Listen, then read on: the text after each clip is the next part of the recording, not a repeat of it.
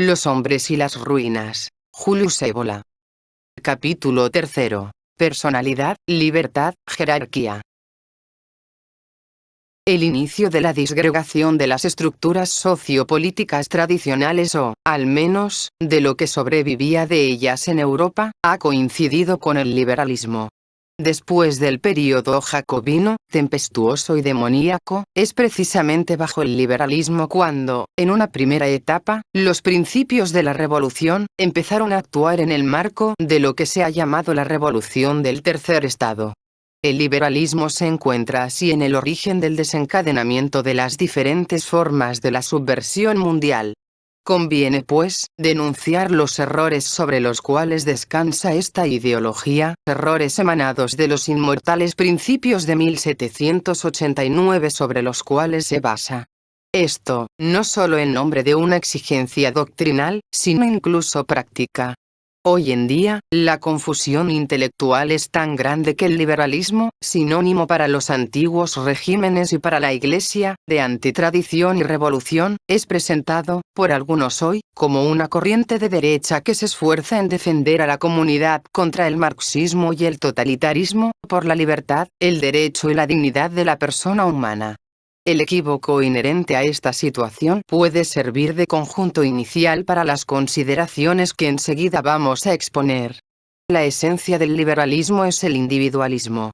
El fundamento de su error es la confusión entre el concepto de persona y el de individuo, y la reivindicación, para este último, de un modo incondicionado sobre una base igualitaria, de valores que, en el mejor de los casos y subconditione, deberían ser atribuidos a la primera.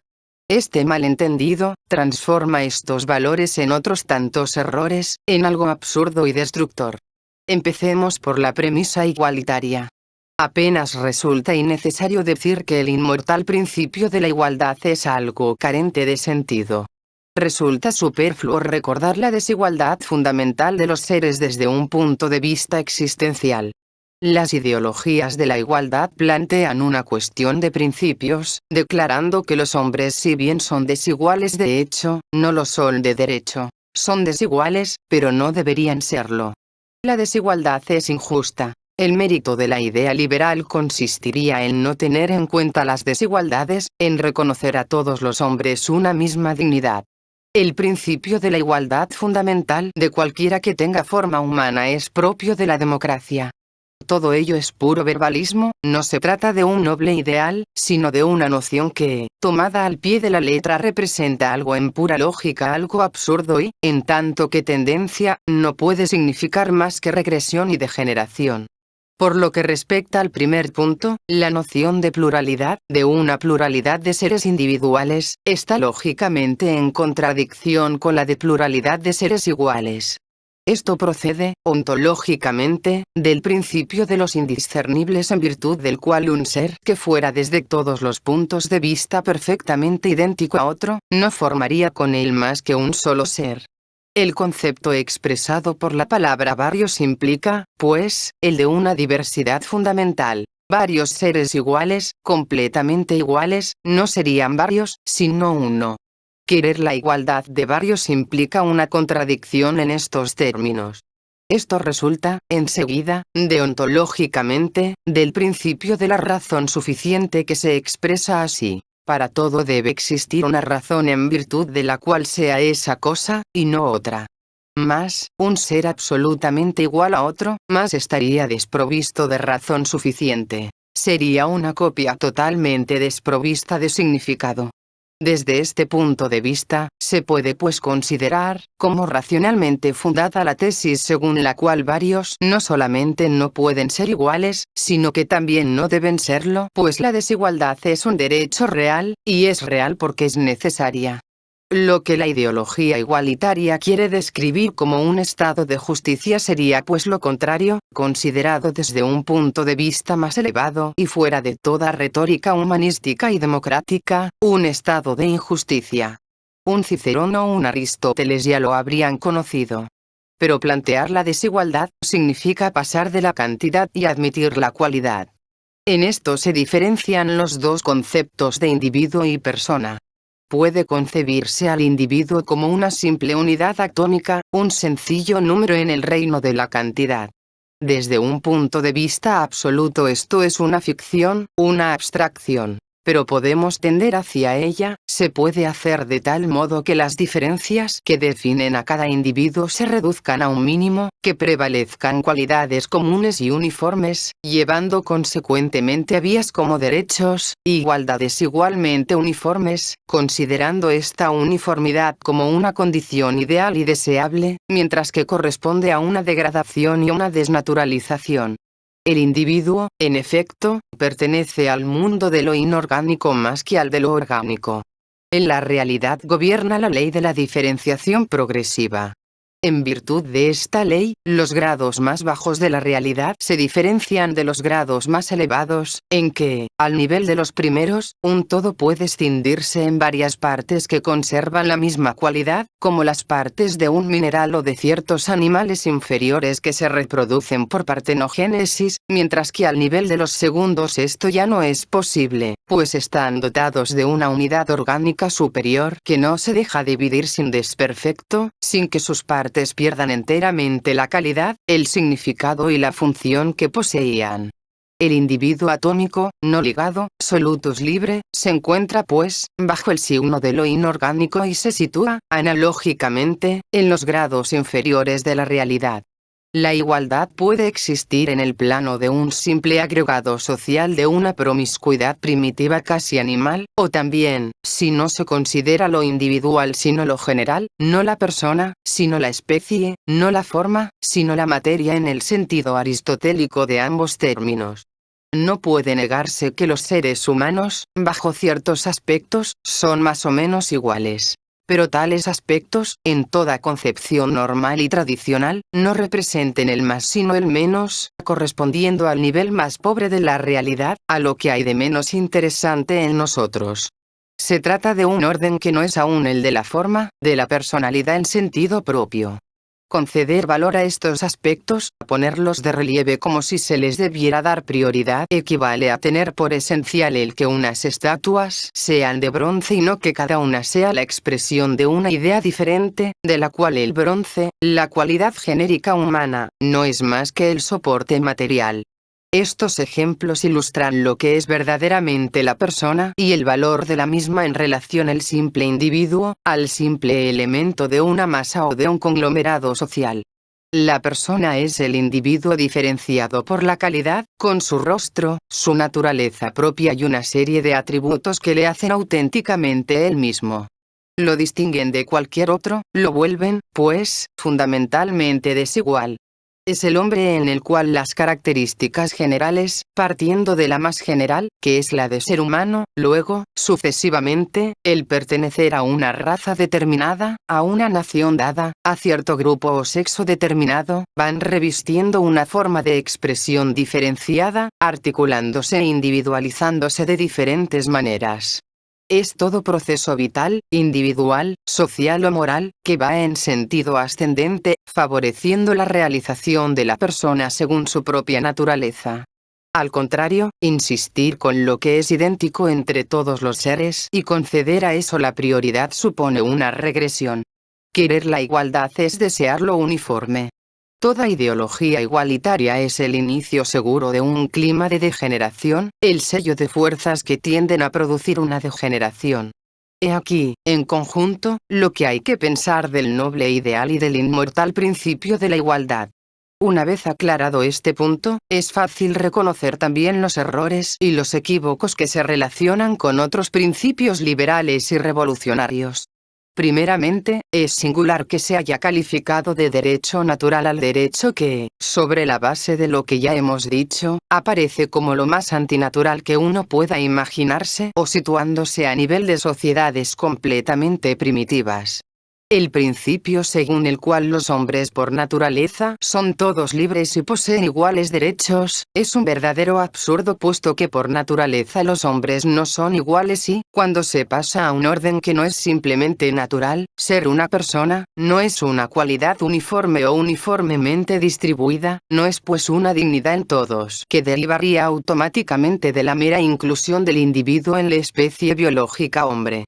La dignidad de la persona humana, con todo lo que implica, alrededor de la cual los defensores del derecho natural y los liberales hacen tanto ruido, debe ser reconocido allí donde existe verdaderamente y no en el primer llegado. Y allí donde existe verdaderamente, esta dignidad, repitámoslo, no puede ser considerada como igual en todos los casos. Comporta diversos grados y la justicia consiste en atribuir a cada uno de estos niveles un derecho diferenciado, una libertad diferente. La diferenciación del derecho y de la idea jerárquica en general procede de la noción misma de persona en general, no es más que una superstición, una de las numerosas supersticiones de nuestra época. En el plano de la persona, no hay nada sobre lo cual se pueda fundar la idea de un derecho universal, de un derecho que fuera válido indistintamente para cada cual, como pretendía la doctrina del derecho natural.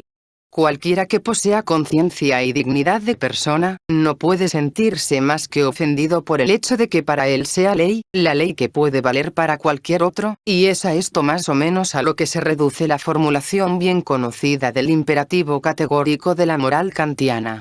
La máxima de la antigua sabiduría fue, por el contrario, suum quinque tribuere, esto es dar a cada una lo suyo. Y según la concepción platónica, la suprema función del jefe es la de vigilar para que reine la justicia, entendida de esta manera.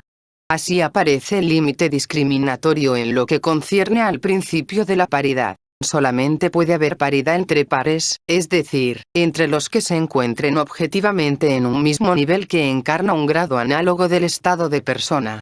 Su libertad, su derecho, pero también su responsabilidad, no pueden ser idénticos a los que corresponde a los grados superiores e inferiores al suyo. Consecuentemente, la misma restricción vale para la fraternidad, incluido el título de complemento sentimental de los inmortales principios. Es una verdadera inmoralidad el elevarla al rango de norma y derecho universal en términos de promiscuidad.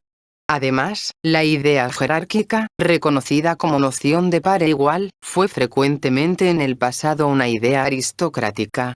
En Esparta el título de homoioi, de iguales, se aplicaba exclusivamente a la aristocracia que detentaba el poder y era revocable en caso de indignidad. Se encuentra una idea similar en la antigua Roma, entre los pueblos nórdicos, durante la época carolingia y el Sacro Imperio Romano-Germánico. Igualmente en la antigua Inglaterra, el título de igual, peer, fue, como se sabe, reservado a los lores. En lo que concierne a la libertad, primer término de la tríada revolucionaria, es preciso realizar la misma idea. La libertad debe ser comprendida y entendida de una manera no menos cualitativa y diferenciada que la persona. Cada uno poseería la libertad que le correspondiera medida por la estatura y dignidad de su persona y no por el mero hecho abstracto de ser hombre o ciudadano, los famosos droits de l'homme du citoyen. La máxima clásica, libertad sumis infinisque quade, expresa la idea de que la libertad debe ser equitativamente distribuida tanto abajo como arriba. No existe una libertad, sino numerosas libertades, se ha escrito con gran exactitud. No hay una libertad general y abstracta, hay libertades articuladas según la propia naturaleza de los seres. Tal es la noción de una libertad no homogénea, sino compleja y cualificada que el hombre debe resucitar en sí. En cuanto a la otra libertad, la libertad del liberalismo y del derecho natural, es una ficción tanto como la igualdad. De hecho, no es más que un arma revolucionaria. Igualdad y libertad son los eslogans que emplean ciertas capas y grupos sociales para minar a otros y colocarse ellos en primer plano. Después de haber realizado este servicio, son, a su vez, rápidamente apartados. Interesa pues, siempre a propósito de la libertad, distinguir la libertad de hacer alguna cosa, de la libertad para hacer alguna cosa. La primera es, en el orden político, negativa. Se identifica con la ausencia de lazos y permanece como algo esencialmente informe. Desemboca fatalmente en lo arbitrario, la anomía, y cuando se trata de atribuirla igual y democráticamente a cada uno se produce una imposibilidad. Allí donde existe igualdad, no puede existir libertad. Lo que existirá no será la pura libertad sino el conjunto de libertades domesticadas y mecanizadas que se limitan recíprocamente. sería, en todo caso, en el marco de un sistema opuesto al máximo a las tendencias liberales como esta libertad podría, en cierta medida, realizarse. En un sistema así el problema social se resolvería de manera que asegurase privilegios determinados a un pequeño grupo a costa de la más completa sujeción de todos los demás. Bien mirado, el tipo de tirano sería, desde este punto de vista, la materialización más perfecta de este concepto o ideal de una liberación inorgánica. Otra cosa sucede con la libertad para hacer alguna cosa, que se refiere a la propia naturaleza, a la función específica de cada uno y significa sobre todo el poder de actualizar sus propias posibilidades y alcanzar su propia perfección en el interior de un marco político y social dado. La libertad, por lo tanto, tiene un carácter funcional y orgánico, es inseparable de un fin inmanente a propósito del cual no se la puede confundir. Está localizada bajo el signo clásico del sé tú mismo, es decir, bajo el signo de la calidad y de la diferencia. La única libertad según la justicia y según el derecho es esta. En la concepción clásica, tal como la expresan Aristóteles, Platón o Plotino, solamente está acorde con la justicia una organización en la que cada uno se comporta según su propia vocación, donde cada uno posee lo que le es propio. El catolicismo, por sí mismo, en la época áurea de la escolástica, avergonzado públicamente como medieval por sus representantes democráticos y abiertos a la izquierda, no conoció otra verdad, ni otra ética. La base de su doctrina estaba precisamente en la noción de naturaleza propia, diferente en cada ser, la noción de libertad en función de esta naturaleza querida por Dios, y de la conformidad hacia su propio estado en el marco de un todo social orgánico y diferenciado. Lutero defendió igualmente esta doctrina. En el mismo orden de ideas, puede plantearse la cuestión de saber si el hombre tiene prioridad en la sociedad o, por el contrario, si es él o ella quien detenta la primacía. Desde el punto de vista tradicional, esta cuestión está resuelta de manera decisiva, en el sentido de la primacía del hombre. Cualquier tesis social es una desviación, solidaria con la tendencia o la nivelación regresiva que ya hemos estigmatizado. Así pues, el individualismo y la anarquía, que no serían más que la reacción contra esta tendencia y tienen indudablemente, un carácter más degradante. Todo lo social se limita, en el mejor de los casos, al orden de los medios y no concierne el orden de los fines. La sociedad, contemplada como una entidad en sí, es un fetiche, una abstracción personificada. Contemplada en su realidad, el plano que le es propio es enteramente material, físico, subordinado. Sociedad y colectividad no pueden ser más que sinónimos y si se excluye la interpretación individualista que los considera como una suma de átomos asociados en virtud de un hipotético contrato, no queda más que la idea de un sustrato frente al cual, lo que es positivo, primordial y real, es la persona. Vayamos más lejos. En algunos casos estamos dispuestos a reconocer esta prioridad de la persona incluso frente al Estado, pues la estatolatría de los modernos no tiene nada que ver con la concepción política tradicional y el Estado impersonal, esta pesada entidad jurídica y burocrática, el frío monstruo del que hablara Nietzsche, también es una aberración. Cualquier sociedad, cualquier Estado, se compone de hombres, y los hombres, los individuos, constituyen su elemento primordial. ¿Pero qué hombres?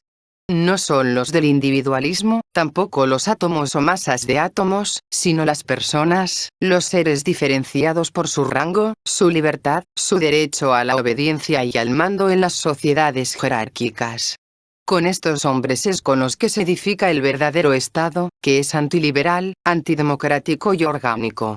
La idea de un Estado así tiene precisamente como premisa la prioridad de la persona sobre toda la entidad social, política o jurídica abstracta, a condición, repitámoslo, de que no se trate de la persona neutra, nivelada, transformada en un simple número en el mundo de la cantidad y del sufragio universal.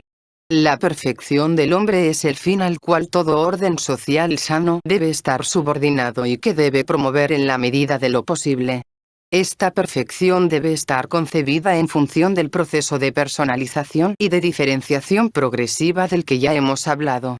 A este respecto, tenemos un esquema trazado Paul de Lagarde, que se presenta más o menos así. Todo lo que realza la idea humanitaria, societaria y del derecho natural corresponde al límite inferior.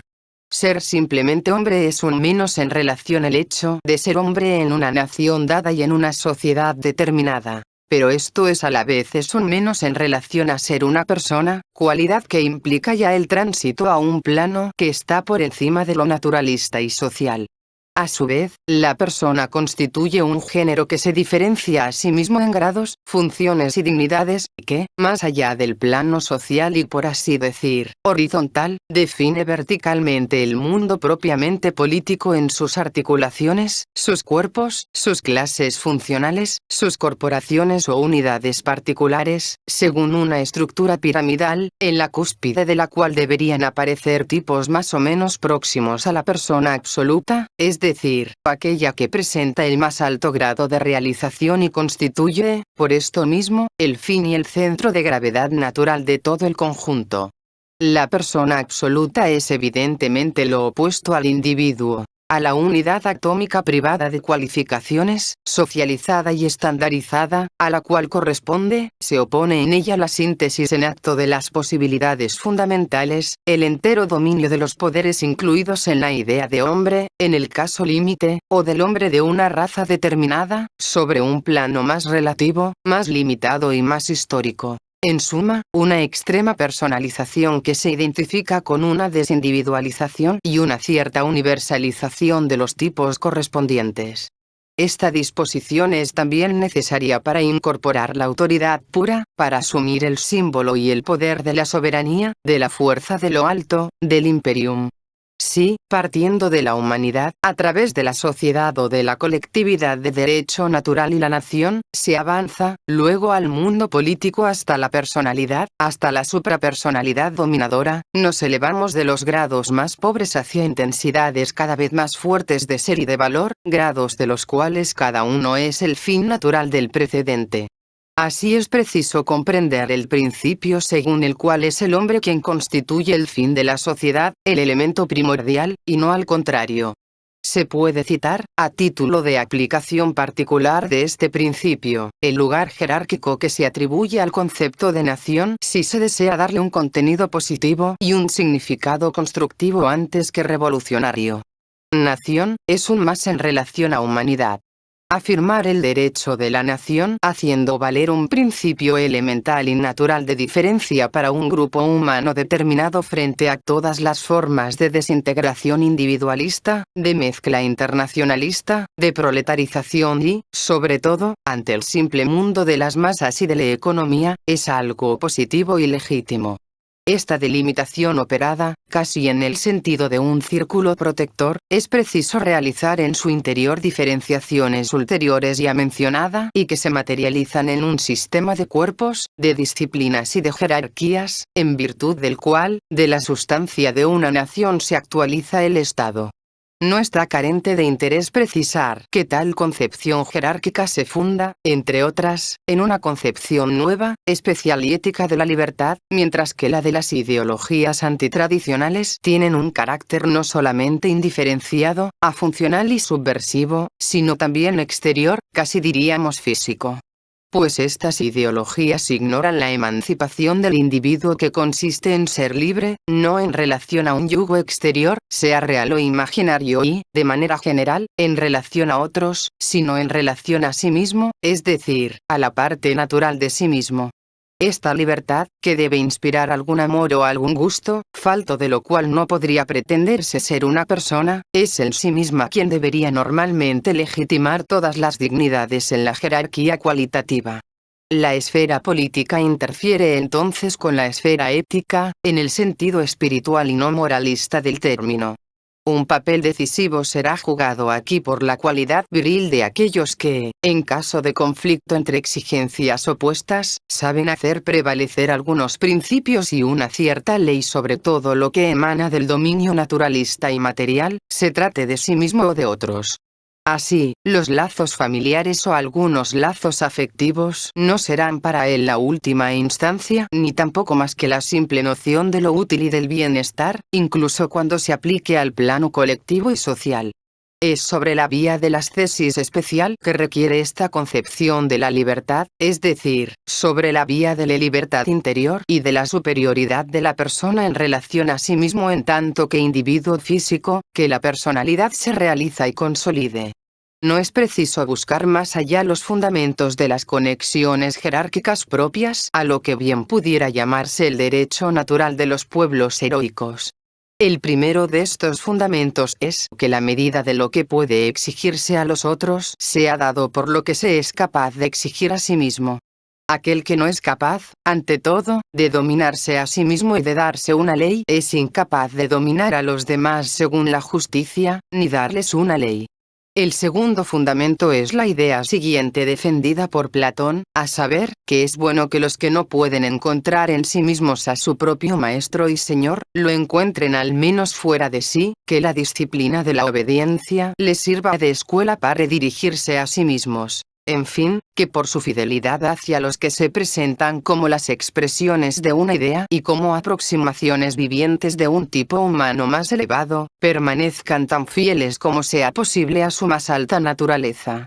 Estas verdades han sido siempre espontánea y naturalmente reconocidas. Han creado un fluido especial, sustancia vital de las estructuras orgánicas y jerárquicas de todas las civilizaciones tradicionales, antes que las almas no hayan sido ahogadas por las sugestiones o el racionalismo de las ideologías subversivas. En condiciones normales todo esto es normal y es una locura el pretender que la supremacía no haya reposado jamás más que sobre la fuerza material, la violencia o el terror, que se haya obedecido siempre por miedo, servilismo o interés. Pensar esto es degradar a la naturaleza humana hasta en sus representantes más humildes y suponer equivocadamente que la atrofia de cualquier sensibilidad superior, atrofia que caracteriza actualmente a la gran mayoría de los hombres, haya sido siempre y por todas partes la regla.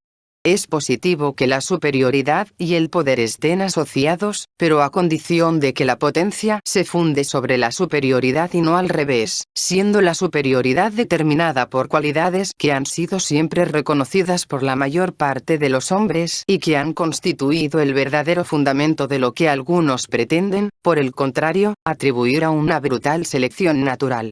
El mismo primitivo obedecía esencialmente, no al más fuerte, sino a aquel que había revelado un bagaje de mana fuerza sagrada, fuerza de vida, superior a la de los demás y que, por esto, le parecía cualificado para actividades prohibidas a los otros. Se encuentra una situación análoga allí donde han sido seguidos, obedecidos y venerados hombres en razón de su capacidad de resistencia, de su responsabilidad, de su lucidez, y porque llevaban una vida peligrosa, amplia y heroica cuyas obras no eran capaces de imitar los otros. Quien ha jugado, en este caso un papel decisivo, es la capacidad de reconocer, libremente, un derecho especial y una dignidad particular. Así concebida, la dependencia significa, no rebajarse sino una elevación de la persona, de la que los defensores de los inmortales principios y los despertadores de la conciencia de la dignidad humana no tienen en su cerebro obtuso, la menor noción. La presencia de seres superiores es, en efecto, lo único capaz de dar a una multitud y a todo un sistema de disciplinas de la vida material, un sentido y una justificación de la que anteriormente estaban desprovistos. Es lo inferior quien tiene necesidad de lo superior y no a la inversa. Y el inferior no vivió jamás tan plenamente su propia vida como cuando la sintió integrada en un orden más amplio, en un orden que tiene un centro, cuando se sintió hombre ante un jefe de hombres y alimentó el orgullo de servir en tanto que ser libre, en el puesto que le corresponde. Todo lo que la naturaleza humana puede dar de mejor, no lo da en la mayor parte de los hombres, más que en las situaciones de este tipo, no en el clima anónimo y gris propio a las ideologías democráticas y socializantes. Señalemos más particularmente, de pasada, el irrealismo de lo que se llame la sociología utilitaria, la cual no he podido encontrar crédito más que en una civilización mercantil. Según esta doctrina, lo útil sería el fundamento positivo de cualquier organización político-social. No existe concepto más relativo que el de útil. ¿Útil en relación a qué? ¿En vista de qué? Pues si la utilidad se refiere a su forma más bruta, la más material, limitada y calculada, se debía decir que, para su felicidad o su desgracia, los hombres piensan y actúan muy raramente según esta noción estrecha de lo útil. Todo lo que tiene una motivación pasional o irracional ha tenido, tiene, y tendrá en la conducta humana, un lugar mucho más grande que la pequeña utilidad. Si no se reconoce este hecho, una gran parte de la historia de los hombres se vuelve ininteligible. Pero, entre estas motivaciones no utilitarias, cuyo carácter común es conducir al individuo, en diversos grados, más allá de sí mismo, estén las que reflejan posibilidades superiores, cierta generosidad, cierta disposición heroica elemental. Y es precisamente de estas de donde nacen las formas de reconocimiento natural a las cuales hemos hecho precedentemente alusión, fuerzas que animan y sostienen toda estructura jerárquica. En estas estructuras la autoridad, en tanto que poder, puede y debe incluso tener también su parte. Es preciso reconocer, con Maquiavelo, que cuando no se es amado, es bueno, al menos, ser temido, hacerse temer, precisa Maquiavelo, no es hacerse odiar. Afirma, no obstante, que en todas las jerarquías históricas el único factor en juego haya sido la fuerza y que el principio de la superioridad, el reconocimiento directo del superior por el inferior, no haya jugado un papel fundamental, es falsear completamente la realidad, es, repitámoslo, partir de una imagen mutilada y degradada del hombre en general. Cuando afirma que todo sistema político que implique la existencia de virtudes heroicas y de disposiciones superiores tiene por consecuencia el vicio y la corrupción, Burke, más aún que cinismo, da pruebas de un miope conocimiento del hombre. La legitimación más alta y real de un verdadero orden político, es decir del Estado, reside en su función anagógica, es decir, en el hecho de que suscita y mantiene la disposición del individuo para actuar y pensar, vivir, luchar y, eventualmente, morir, en función de un fin que supere su simple individualidad. Esta disposición es tan real que es posible, no solamente servirse de ella, sino también abusar de ella. Así, junto a las corrientes donde el individuo se encuentra llevado más allá de sí mismo por algo espiritual y metafísico, tal como fue el caso de las principales formas tradicionales, existen otros casos en los que interviene un factor demoníaco en la producción de estos éxtasis, éxtase. Estado de lo que ha salido de sí mismo, del individuo, donde se trata de un poder no anagógico, sino catagógico. Aquel que actúa, por ejemplo, en el fenómeno revolucionario y se encarna en todas las ideologías colectivistas.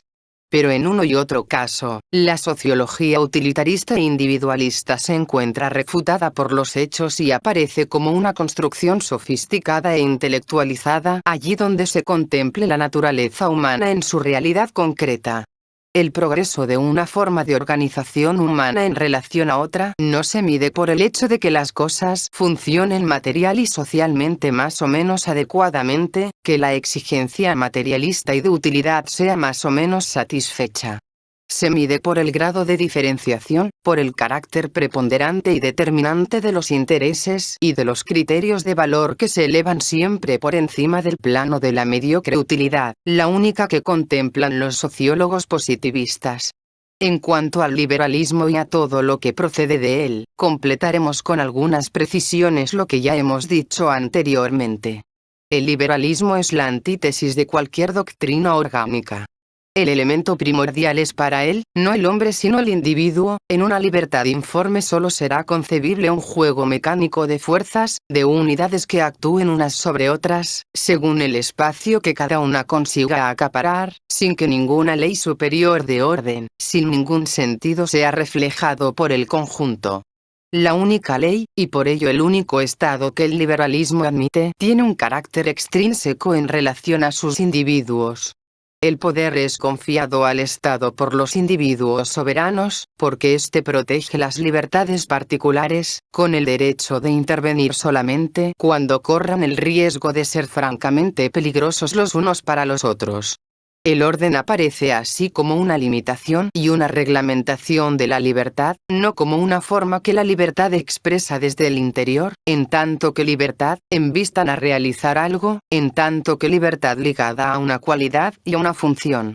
El orden legal, desemboca finalmente en un régimen de violencia, ya que, concretamente, es la mayoría quien en un régimen de liberalismo y democracia, elige a un gobierno y la minoría, aún compuesta por individuos libres, debe someterse y obedecer.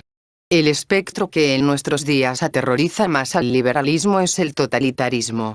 Y sin embargo puede afirmarse que es precisamente partiendo de las premisas del liberalismo y no de las de un Estado orgánico que el totalitarismo puede aparecer como caso límite.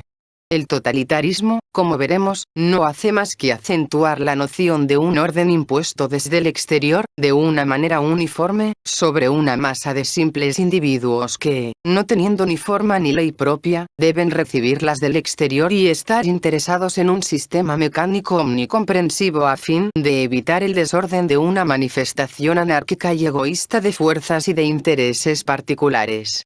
Es la fuerza misma de las cosas quien ha llevado, en nuestros días, hacia una solución de este género después de que apareciera, con su carácter puramente fantasioso, la concepción, más o menos idílica propia a la fase eufórica del liberalismo y del liberismo, concepción según la cual la lucha de intereses particulares engendraría, por sí misma, un equilibrio social y económico satisfaciente. Como si una especie de armonía preestablecida leibniziana pensase en ordenar el todo para lo mejor, incluso cuando el individuo no piensa más que en él mismo y no tiene ningún lazo con nadie.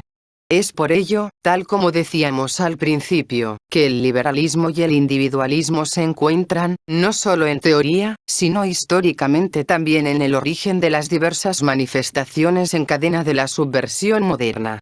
La persona que se vuelve individuo, cesando de tener un significado orgánico y desconociendo todo principio de autoridad, no es más que un número, una cabeza de ganado, y su usurpación desemboce fatalmente en una limitación de carácter colectivista. Así se pasa del liberalismo a la democracia y de la democracia a formas socialistas que tienden cada vez más al colectivismo. La historiografía marxista ha percibido perfectamente este encadenamiento. Ha reconocido que el papel de la revolución liberal, o del tercer estado, ha sido el abrir la brecha, que no ha servido más que para desintegrar el mundo político-social tradicional y abrir la vía a la revolución socialista y comunista, después de que la retórica de los inmortales principios y de las ideas nobles y generosas fuera abandonada a los ingenuos y los estúpidos. De hecho, como toda caída implica una aceleración de su propio movimiento, el liberalismo no se detuvo a medio camino. En todas las corrientes que predominan en Occidente, una vez realizada su tarea preliminar de desintegración y desorganización, acto seguido pasó a ser combatido. La pretensión que algunos de sus epígonos contemporáneos sostienen de ser los defensores ante el marxismo, es el último testimonio de toda esta serie de estupideces. Tácito resume con una frase lapidaria lo que ha sucedido tras la revolución liberal. Lit imperium, eventant, libertatem praecerunt.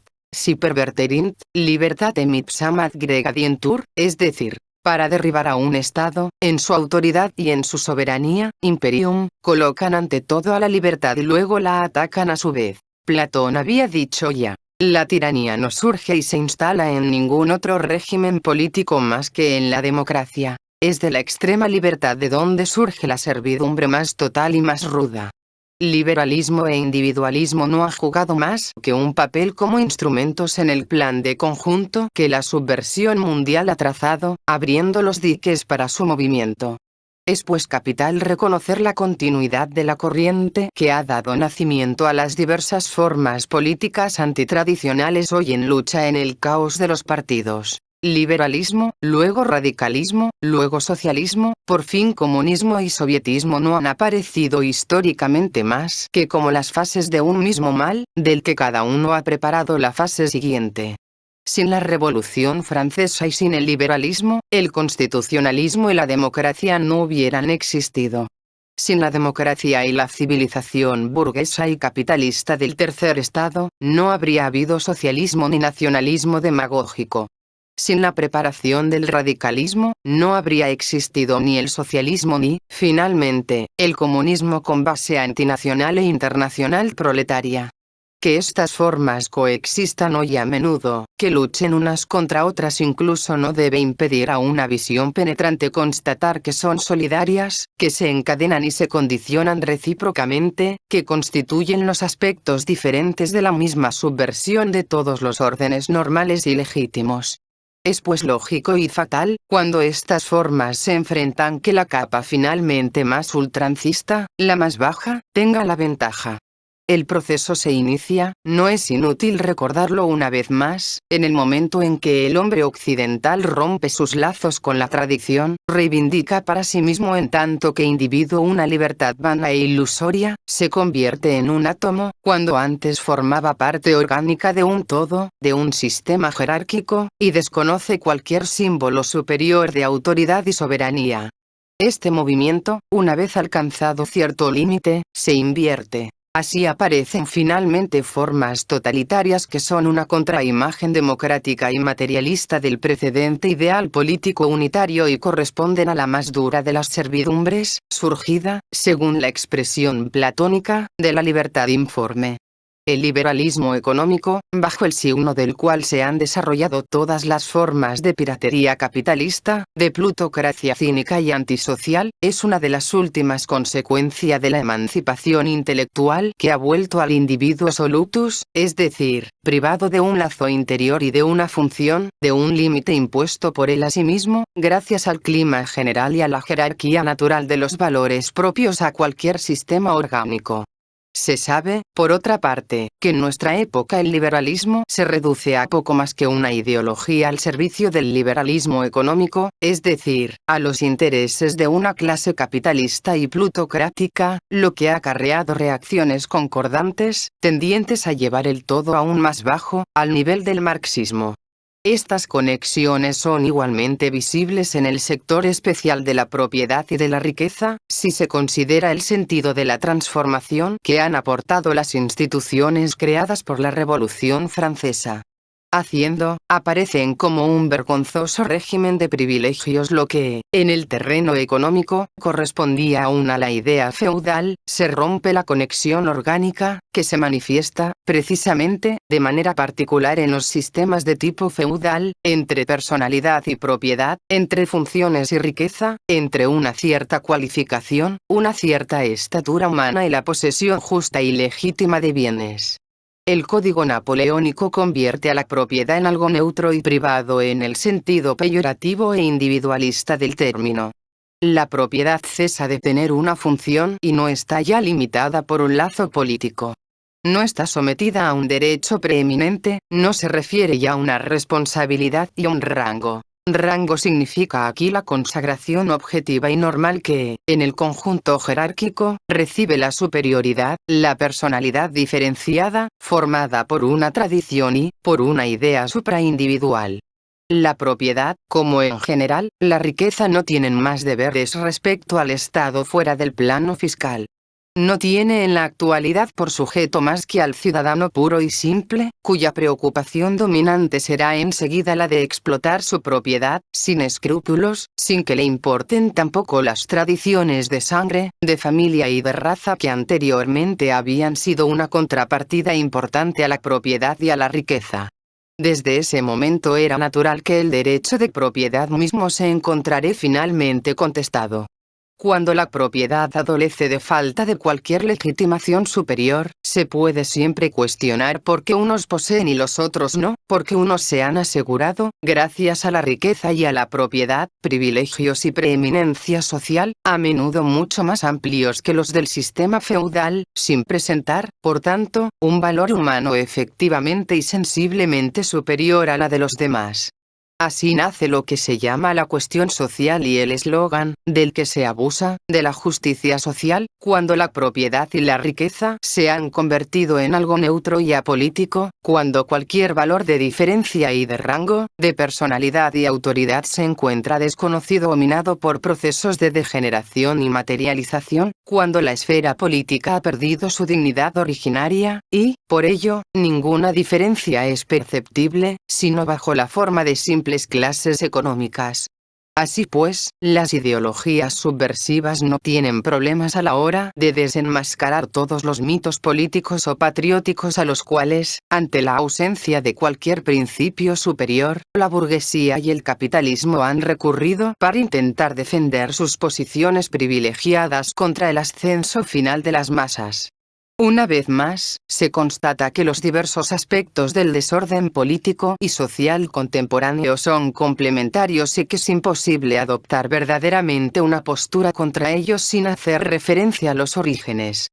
Referirse a los orígenes significa negar pura y simplemente todo lo que, en no importe qué terreno, social, político y económico, se refiere, en tanto que pensamiento libertario individualista igualitario, a los inmortales principios de 1789 y afirmar, al contrario, la concepción jerárquica, la única donde el concepto, el valor y la libertad del hombre, en tanto que persona, no se reducen a simples palabras o a pretextos para un trabajo de destrucción y subversión.